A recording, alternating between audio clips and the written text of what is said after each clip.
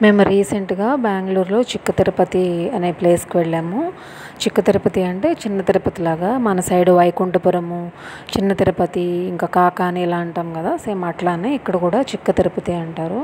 ఇక్కడ వెంకటేశ్వర స్వామి చాలా ఫేమస్ అనమాట. చాలామంది ఇక్కడ మొక్కుబడులు తీర్చుకుంటారు, తలనీలాలు ఇస్తారు. మా ఉండే ప్లేస్‌కి ఏంటంటే ఒక 1½ అవర్‌లో వెళ్ళిపోవచ్చు అనమాట చాలా దగ్గర. సో, సాటర్డే, సండే ఎలాగో వీకెండ్స్ హాలిడే కదా! అందుకని మేము సాటర్డే వెళ్ళాము. దర్శనం కూడా చాలా త్వరగా అయిపోయింది. రష్ ఉంది అంటే నార్మల్‌గానే వెళ్ళిపోతున్నారు కదా! అంత రష్ అయితే లేదనమాట.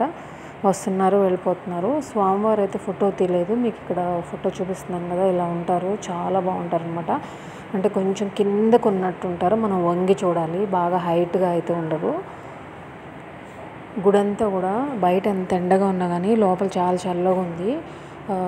అంటే మేము లైన్‌లో ఫ్రీ దర్శనానికి వెళ్ళాము. టోకెన్ అయితే ఏం లేదనమాట. అందరూ కూడా నార్మల్‌గానే ఫ్రీ దర్శనానికి వెళ్ళిపోతున్నారు.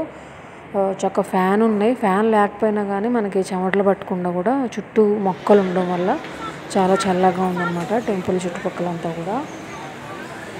టెంపుల్ మేము 10 ఇయర్స్ బ్యాక్ వెళ్ళినప్పుడు చాలా పాతగా ఉంది. అప్పుడు అంత డెవలప్మెంట్ లేదు. ఇప్పుడు ఏంటంటే ఇది కర్ణాటక గవర్నమెంట్‌లోకి వచ్చేసింది. సో, మేబీ ఇంకా గవర్నమెంట్ హ్యాండ్ ఓవర్ కాబట్టి కొంచెం బాగున్నాయి అన్నమాట ఫెసిలిటీస్ అవి కూడా. అన్నదానం కూడా అక్కడే ఫ్రీగా అనమాట అన్నదానం.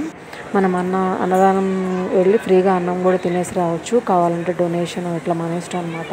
ఇక్కడ అన్నదానం కౌంటర్‌కి వెళ్ళే సైడ్ ఏంటంటే ఇట్లా ఈ పువ్వులు కనిపించాయి. మనకి ఇవి ఎక్కువగా శివాలయాల్లో అట్లా ఉంటాయి కదా! శివుడికి పెడతారు ఈ పూలు. ఈ పేరు నాకు గుర్తుకు రాలేదు కానీ చాలామంది ఇక్కడ కన్నడలో వేరే చెప్పారు కానీ నాకు ఆ పేరు అంతగా గుర్తులేదు. చెట్టు ఎక్కడో పైన ఉన్నాయన్నమాట పూలన్నీ కూడా.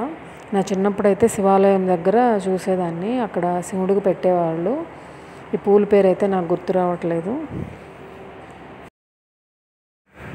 మీకు ఎవరికన్నా తెలిస్తే కనుక ఈ చెట్టుకు కాసే పూల పేరేంటో చెప్పండి. చాలా రేర్‌గా ఉంటుందని చెప్పారు.